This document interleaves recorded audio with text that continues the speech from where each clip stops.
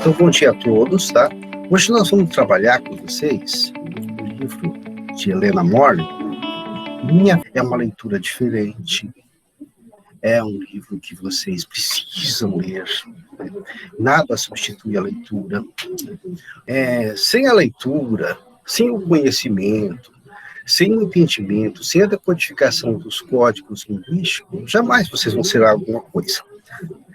Então, é de fundamental importância a leitura. Você só vai conhecer o mundo pelo aquilo que você consegue decodificá-lo. Então, a escrita é a única arma que a gente tem, a escrita. A palavra, ela é uma consequência da escrita. Você só vai saber falar se você sabe ler e interpretar aquilo que está ao seu redor. Então, tudo que vocês puderem aproveitar em relação a esse conhecimento, é óbvio que você só tem a ganhar. Então, não caia naquela ilusão de que, não preciso ler isso, não preciso ler aquilo, não preciso ver nada. Tudo que você puder ler, interpretar na sua vida, você faça. E você só tem a ganhar com isso. Porque o mundo vai te cobrar disso. Né? Nesse mundo, a gente sabe que é uma selva. Né? Só se salvam os melhores. Então, em qualquer lugar que você está, qualquer âmbito que você está da sociedade, se você consegue se expressar melhor, se você consegue se ver o mundo de uma outra forma, se você consegue ver coisas que o outro não vê, é óbvio que você está sempre estará na frente. Esse é um incentivo para a leitura. A Helena Morley, tá? Ela chama, na verdade, Alice Darrell Caldeira Plant. Tá? Aqui nós temos algumas fotos dela. E essa é a mulher que nós vamos falar hoje. Minha Vida de Menina é um romance de 1942, olha só, tá? Escrito durante o realismo, naturalismo, e publicado durante o neorrealismo. Então, o que vem a ser esses movimentos literários? Nós estamos falando de um mundo no qual você está saindo de uma realidade romântica, né, que é o romantismo. Então, porque o romantismo ele antecedeu ao realismo. E ele foi escrito nessa época do realismo, do qual o homem a tese principal é de que o homem é um produto do meio. O que é um produto do meio? Você é reflexo daquilo que a sociedade te compõe. Então, se você a pessoa age de uma determinada maneira, é porque a sociedade, de uma certa forma, né, ela te influi e faz você agir dessa maneira. Então, o mundo à sua volta te influi no teu psicológico, assim como ele está influindo agora, neste momento. Então, não tem como nós não sermos afetados por o que está acontecendo no dia a dia. Tem, pessoal? Sim, todos. Acredito. Não tem como. Então, para você ver que essa tese, que nós somos um produto do meio, ela é verdade. É claro que não é 100%, nem tudo que está acontecendo no dia a dia vai influenciar 100% da sua maneira de agir. Mas ela vai, aos poucos, te moldando e te deixando você com outros pensamentos. Eu não posso falar que eu não estou abalado com o que aconteceu com meu pai. Não tem jeito. Eu estou aqui, mas estou triste. Estou abalado porque meu pai foi vítima dessa Covid que nós estamos enfrentando hoje. Então, isso dói. Por quê? Porque é uma coisa que a gente achava assim, puxa, não vai acontecer com ninguém, né? Vai acontecer só com as outras pessoas. Não, aconteceu comigo, professor de português, o Aldemir, né? O meu pai faleceu, né? Em consequência da Covid. Então, é uma situação muito difícil. Isso mostra que a realidade, ela influencia no dia a dia das pessoas. Ela vai refletir diante da sociedade, que ela vai refletir e vai influenciar o mundo à volta de quem está circundando, quem está vivendo. E esses movimentos realismo, naturalismo e neorrealismo, São movimentos que retratam essa realidade. Por isso que assim, realismo, que é real, naturalismo, que é natural, e neorrealismo, aquilo que é real e não é, parece real, mas não é real, mas é real. Quando eu falo de neorrealismo, estou falando mais de um cinema, do qual você filma aquilo que realmente está acontecendo em determinada época. Nós temos isso muito refletido quando a gente faz assim, esses pequenos filmes que nós fazemos no dia a dia, né? Então, esses filmes neorrealistas são neorrealistas, porque ele está retratando a realidade exatamente como ela é. Tá? E Minha Vida de Menina, né, ela vai retratar isso. A realidade exatamente como ela é sentida pelo autor. E a Helena, ela vai escrever um livro refletindo como foi a sua vida de menina. Aí, nós temos aí, mais uma vez, a capa do livro, né? Cadernos de uma menina provinciana do final do século XIX. Por que cadernos? Porque caderno é onde você escreve as suas coisas, assim, mais comum do dia a dia. Porque o caderno é onde você anota qualquer coisa daquilo que você faz no dia a dia. Você faz uma anotação, anota no caderno. O professor fala, tá, pega no caderno. Quer dizer, o caderno é nada mais do que um local onde você escreve os seus sentimentos de momentâneos daquilo que está passando naquele momento. O que é realmente o que vai acontecendo com o livro. Vocês já ouviram falar de Diamantina, né? Em Minas Gerais? Sim, já. Então, o cenário passa lá. O enredo, isto é, a história, o desenvolvimento dessa história, acontece em Diamantina, em Minas Gerais. Você tem um livro que reflete, na verdade, o que eu estava falando falar, que é o diário, né, dessa moça que viveu em Diamantina. E Diamantina, vocês remetem aqui para vocês. Diamante. Diamante. Tá. Então, na verdade, você já subentende que aquele livro vai falar, né, de diamantes, da cidade de Diamantina. É uma cidade que já tinha explorado diamante. Por isso ela chama Diamantina. Tá? E aí as pessoas já não tinham mais diamante. E ficou só o nome, a Diamantina, porque diamante mesmo não tinha. E aí mais algumas fotos, né, da cidade de Diamantina. Então aí nós temos o presidente, né, Juscelino Kubitschek, que era o presidente da época. Né? Isso retrata também como é que era a questão da sociedade, quem mandava no país, como é que as pessoas pensavam. Então era o quê? É um país conservador. Você vai ficando mais velho, você vai diferenciando-se o dia a dia seu de hoje com o dia a dia do passado. Então, o presidente, o sistema político que envolve aquela sociedade, vai refletir, obviamente, no mundo que está desenvolvido. Então, a Diamantina, ela fica no meio de Minas Gerais. Está vendo lá?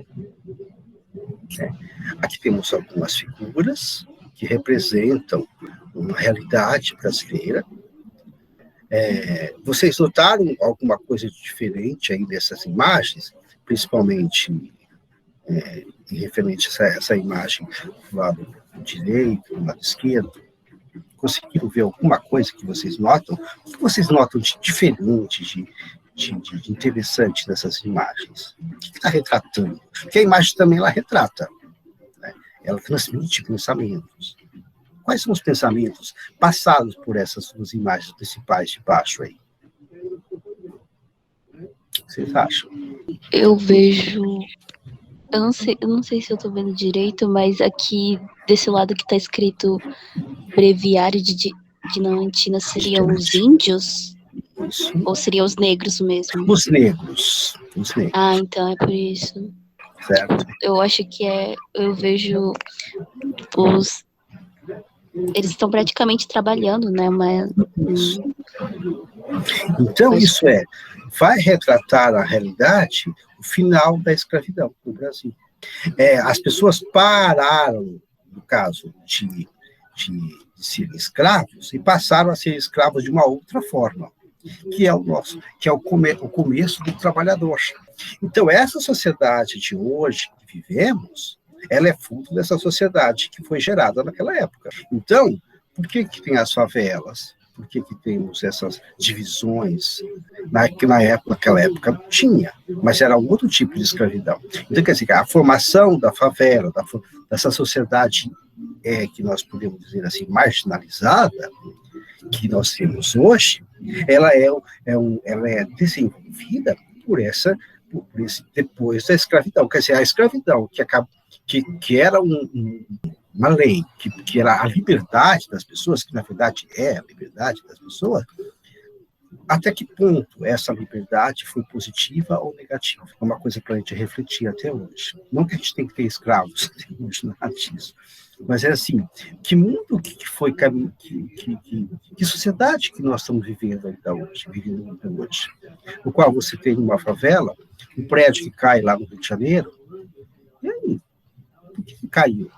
Porque uma série de questões, vão abrir uma sindicância para ver o que aconteceu. Porque as milícias, elas vendem terrenos, né, que não são deles, e constroem lugares que também não podem construir, e depois aquelas construções vão sendo construídas uma da outra, de repente aquele prédio cai, mata um monte de pessoas. Então, essa é a sociedade que nós vivemos. Aí você sai na rua, você encontra um monte de gente caída na rua, pessoas passando fome, drogadas. Então, é essa sociedade que a gente vive. Então, há essa diferenciação entre o rico e o pobre, né? Ela sempre existiu. Só que parece que agora a coisa está mais acentuada, e ainda agravada por essa situação toda, que é essa pandemia. Que essa pandemia já trouxe vários vestígios da nossa sociedade, e ainda trará mais, com certeza, porque depois que isso acabar, que a gente um dia espera que isso acabe, a gente não aguenta mais, isso também vai ter um vestígio por longos anos. Você imagina, só a defasagem intelectual de vocês, pelo fato de vocês de não estar presente, do professor não estar presente em sala de aula, já é uma perda inigualável, né? Nós, professores, estamos frustrados. Vocês, alunos, estão frustrados porque vocês estão desestimulados. Quer dizer, uma série de consequências por causa da realidade que o circunda ao nosso mundo. Bom, por que ela escreveu o diário? Tá? Então, estão vendo aí, pessoal? Alô? Sim. Tá. Então, aqui, o pai sempre incentivou a produção de quase um diário da menina. É um relato de uma menina de 12 anos aos 15 anos. O que ela fala? É sobre a família, a escola, os costumes, as relações sociais. Não há comentário sobre a própria sexualidade. Por quê? Ela é uma menina. As meninas de hoje em dia, elas são muito mais afloradas na sexualidade do que antigamente, mas antigamente menina era menina. Naquela época não tinha nem luz elétrica, né? Há momentos no livro que ela vai experimentar o sorvete, né? É uma coisa inacreditável, porque não tinha geladeira. Ela nunca tinha chupado um sorvete. Então são coisas que até então a gente nem imagina, né, que acontecia na época. Os episódios são soltos, sem sequência linear de decorrência, tá? E a linguagem coloquial. Essas linguagens, esses episódios soltos, né, é que faz o destaque no livro. Porque até então, vocês tinham um movimento literário que era baseado numa realidade no qual os autores contavam as histórias de um modo linear. Porque, na verdade, a realidade, ela não é linear. Tá? Ela é linear do ponto de vista cronológico, hoje, amanhã, depois, segunda, terça, quarta e quinta. Mas o pensamento seu não é linear. As impressões que você tem da vida, dos momentâneos, ela não é linear. Então, quando você está diante de uma figura, diante de uma situação, aquilo remete a outras coisas. Assim como eu estou falando agora, não tem como eu não falar da realidade de hoje. Eu remeto a algumas coisas da minha infância, posso lembrar algumas coisas da minha infância, dos momentos que aconteceram alguns dias atrás, e eu não posso deixar de falar do que aconteceu com meu pai. Por quê? Porque é uma coisa que está na minha mente. Eu não posso... são coisas que fixam. Então, isso quer dizer aqui, que a cada instante da minha fala, eu remeto à realidade que está presente, que é o que eu estou apresentando, e ao mesmo instante eu estou também refletindo, argumentando, pensando, como vocês estão aí, eu te espero que vocês estejam, refletindo sobre o momento que vocês estão vivendo. Então, não tem a sequência linear. E isso é importante, por isso esse livro ela é importante, por isso cai no vestibular, porque quebra essa questão do linear, né, do episódio um em sequência do outro. Ela segue a sequência do pensamento. Então, o diário é um confidente único, amigo da menina, escrita rotineira, a princípio iniciou por incentivo do pai, para que ela evitasse criticar os mexericos sobre os outros. Posteriormente, por imposição do professor de língua portuguesa, que exigia uma composição quase diária, tipo descrição, carta ou narração, que versasse sobre a rotina de cada aluno e aluna. Aquela questão também da imposição, o professor, ele exigia que fazia uma redação todo dia, né? Coisa que a gente praticamente hoje é impossível, né? Mas, nesse momento que a gente está vivendo, eu não consegui nem corrigir uma redação de vocês, né? Então, você vê como é que o diário, o momento que você vive, impede certas coisas, né? Alice interessava-se pelo que acontecia em torno de si e da família. Casos, intrigas e supervisões domésticas narradas com uma leveza e ingenuidade características da província mineira. A linguagem coloquial é valorizada e destacada. Então, o que é interessante notar? Que é essa questão. Ela se interessava pelo que acontecia em torno de si. Então, é aquela descrição que, eu estou vendo a televisão, então eu vou descrever o que está acontecendo naquele momento. Eu abro a janela, vejo a igreja, então vou descrever a igreja. Então, são essas coisas que, aos poucos, ela vai, por essas impressões, por essas imagens que ela vê, por essas situações que ela vê, ela vai descrevendo o seu mundo ao redor. E, ao final, ela tem esse livro. O livro não é uma história, assim, né? Com começo, meio e fim. É uma história contada do dia a dia dela, né? Daquele instante que ela viveu entre os 12 aos 15 anos. Ela tem um nome em inglês, mas na verdade ela é brasileira. Helena Morley é o cognome dela, tá? É um nome adotado por ela, né? Bom, na escrita em si, evidencia-se o uso da primeira pessoa do singular, com a intenção de revelar a intimidade. É óbvio que se eu for contar a minha impressão, eu vou dar preferência naquilo que eu falo. Por isso é importante de usar a primeira pessoa do singular. Tá? Então, uma espécie de produção do eu. Isso que é interessante, que eu acho assim, né? É uma espécie de produção do eu, a qual o indivíduo, autor, constrói a personagem em si mesmo, como diz Foucault. Foucault é um dos escritores, né, filósofos que refletiu sobre a linguagem, né, em 1992. Então, para ele, assim, o escritor é um dar-se a ver. Então, no momento que você escreve, você está revelando o seu eu. Certo? Por isso que os professores até hoje, eles só acham que você só descobre um aluno quando você dá uma redação para ele. Quando você dá uma redação para ele, geralmente você vai conhecê-lo melhor. Sem a redação, você não conhece os alunos.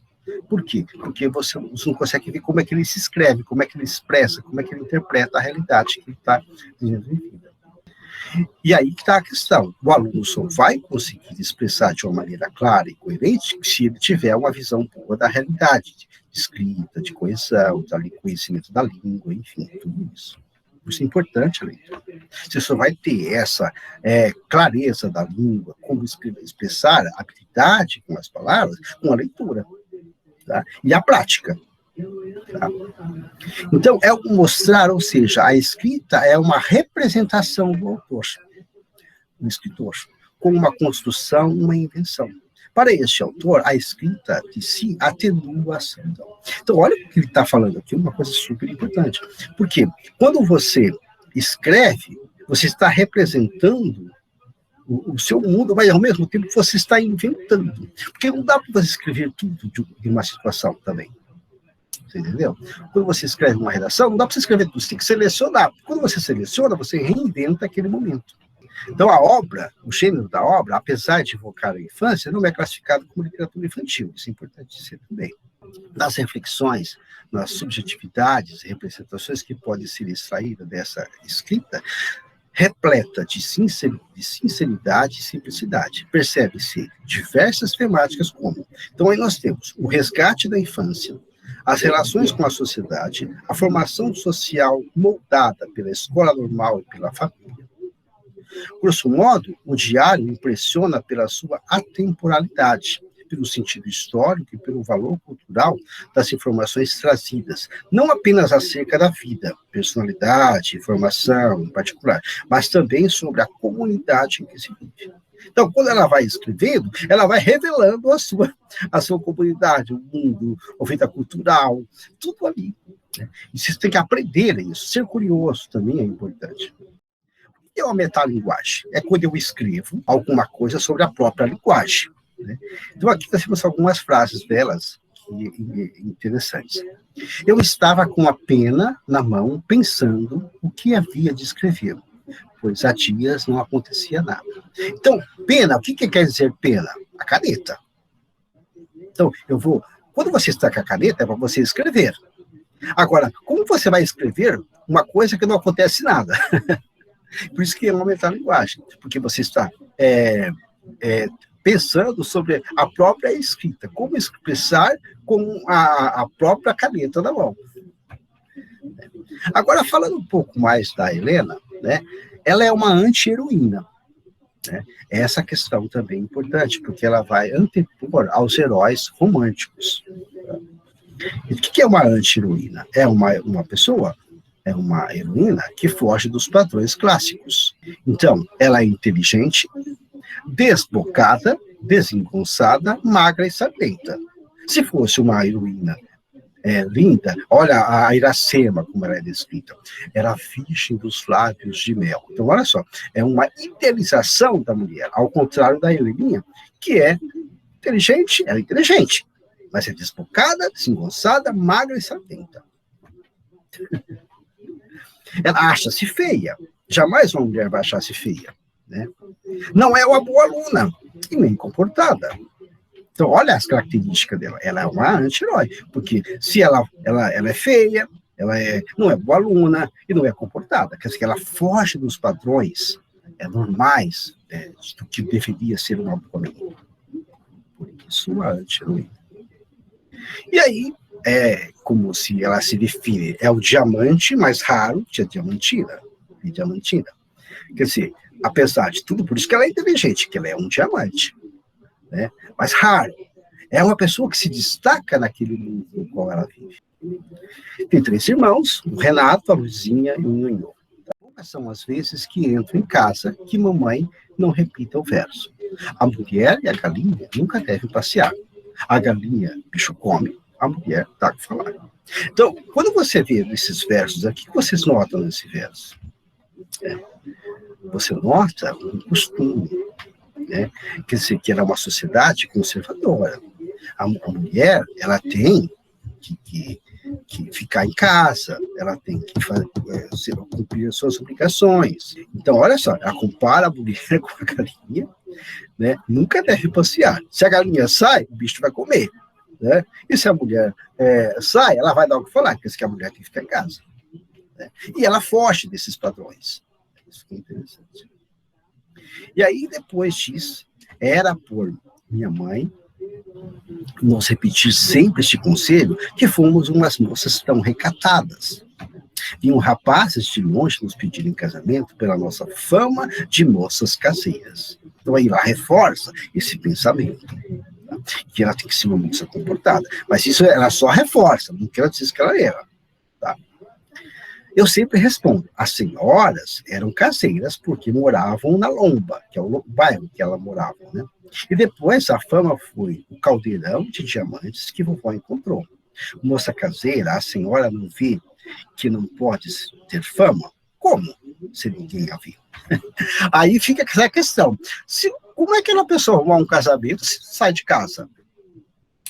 Então, ela coloca em questionamento todas essas questões. A mulher tem que ficar em casa, tem que cuidar da família, mas se ela não sair, também não vai acontecer nada. Tá? E aí nós temos uma árvore genealógica, né, que retrata o mundo que essa menina vivia. Qual é o mundo dela? A tia, Marketing, o pai, Alexandre, a avó, Teodora, o tio Geraldo, o tio Conrado, a tia Agostinha, a mãe Carolina e ela, Helena. Então, você vê, é uma personagem que retrata a família, tá? Porque é um mundo no qual ela está vivendo. Eu ainda me lembro de quando chegou a notícia da lei de 13 de maio. Os negros, todos largaram o serviço e se ajuntaram no terreiro, dançando e cantando que estavam livres e não queriam mais trabalhar. Então, olha, imagine como foi a chegada da lei da libertação dos escravos, a Lei Áurea. A vovó, como a parte daquela burguesia, já revela um outro lado, como ela fala assim, a vovó com raiva da gritaria. A vovó estava com raiva da gritaria. Chegou à porta ameaçando com a bengala, dizendo: "Pesinchar da minha casa para fora, seus tratadores." Então, quer dizer, a avó representa a burguesia, achando que os escravos, agora esses negros, né, eles estão libertos, mas fiquem daqui para fora, quer dizer, ainda não se mistura, que na verdade é o que acontece. O pobre fica para fora, o rico fica para dentro. A liberdade veio, não foi para vocês, não, foi para mim, saiam já. Aí ela fala, ela representando esse lado aí da sociedade conservadora e discriminatório em relação ao status social das pessoas. Os negros calaram o pico, né, e foram para a senzala. Então, mas a questão é da submissão do negro, que ele continua submisso, e quem tem dinheiro, quem tem poder, acaba se calando. Daí a pouco veio Joaquim Angola, em nome de outros, pedir perdão e dizer que todos queriam ficar. E aí, então, olha só, olha o que aconteceu. Os negros, eles ficaram livres, tá? Começaram a gritar, a avó prendeu-os, depois eles foram para a senzala, quer dizer, voltaram para os seus lugares de origem. Olha só que isso aqui é para refletir, tá? Aí depois os mandantes lá da senzala veio pedir perdão para a avó e dizia que todos queriam ficar com ela novamente. Quer dizer, voltou praticamente a mesma coisa. É o que está acontecendo hoje. Certo? A sociedade, ela continua igual, só mudou o nome das coisas. Então, e aí, mais algumas fotos de como era e como é a Diamantina. A extração do diamante, né? A cidade na época, a igreja, o padre, né? O negro, né? Quer dizer, quem fazia o garimpo? Quem era o defensor dessa propriedade pobre? A religião, o padre Neves. Entenderam, pessoal? Estão entendendo? Tudo bem? Alô? Sim, professor. Sim, então. Mais um pouquinho da cidade, né? Aí, a cidade de hoje, né? E é uma cidade histórica, né? Interessante, se vocês puderem ir. Eu já fui, assim, mais para Mariana, né? Ouro Preto, que é mais ou menos a mesma coisa, assim, nesses sentidos históricos, né? E aí nós temos aí eu vi e achei uma cena do filme, tá? O professor Teodomiro, uma cena também do filme, nós vamos passar um pouquinho, tá? E aí os pensamentos de Helena. O que são os pensamentos dela? Sobre superstições, quem não pensa é feliz. Aí ela é uma outra questão que ela reflete. As pessoas, se ela pensa sobre a realidade, ela vai ser infeliz. Então, por isso que às vezes você pensa, eu não quero nem pensar naquilo. Por quê? Porque aquilo traz sentimentos ruins. Né? Então, isso está acontecendo comigo no momento, eu não posso falar aquilo. Tá. Quando eu penso no que aconteceu com meu pai, eu fico triste, então eu procuro não pensar. Tá? Então, esse é um refúgio que a gente tem, entendeu? Quando você está passando por uma situação difícil.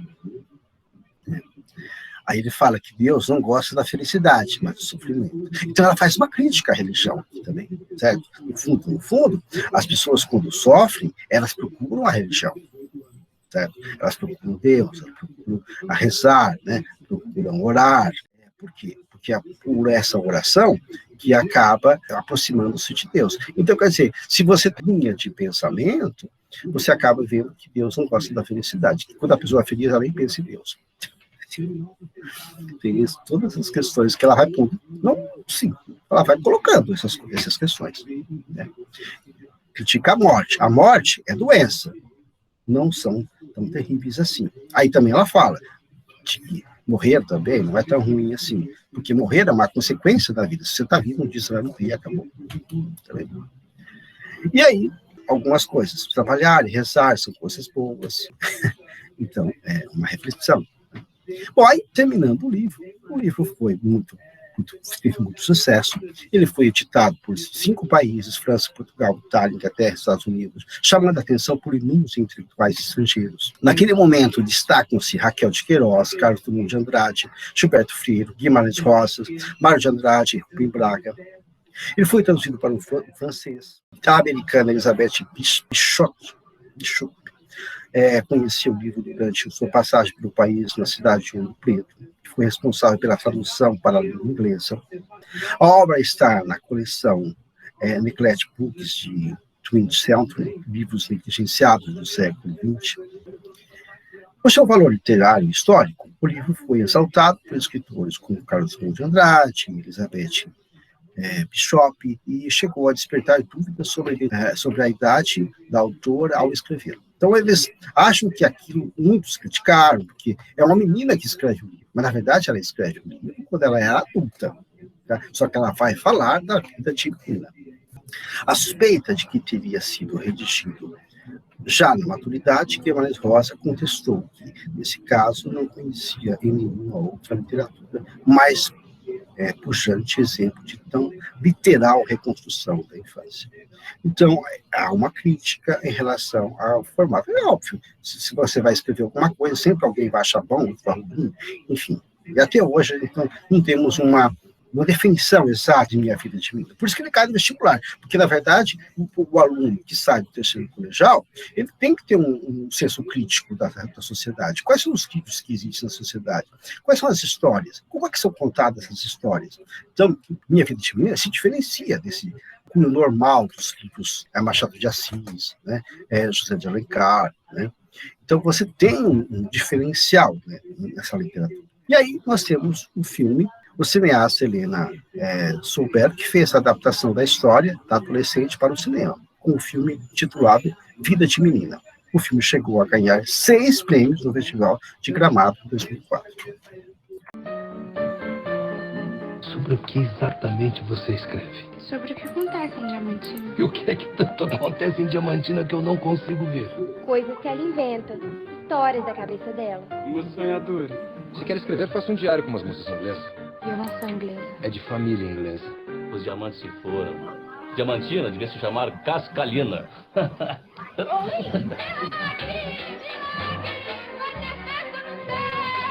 Eu sou impaciente, rebelde, respondona. Tá difícil em Inglaterra? Sai de cima do meu avô! Quer dizer que você nunca vai captar sua cara de outro tipo? Se eu não encontrar quem me agrade, não me caso. Melhor eu começar a pedir a Nossa Senhora desde já. Ela colocou no papel o mundo à sua volta. Ele é mais inteligente do que muito menino que eu conheço. Afinal, ele é nosso antepassado. E transformou seu diário em um tesouro da literatura. Elbows never. Homens, gatos. Fiquei sabendo que o homem é parente do macaco. Como é?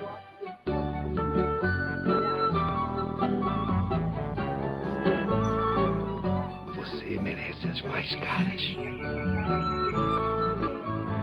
Onde é que você tava, sua dúvida? Dentro do diamante louco. Ludmila Dyer. Você teria coragem de cometer um pecado mortal?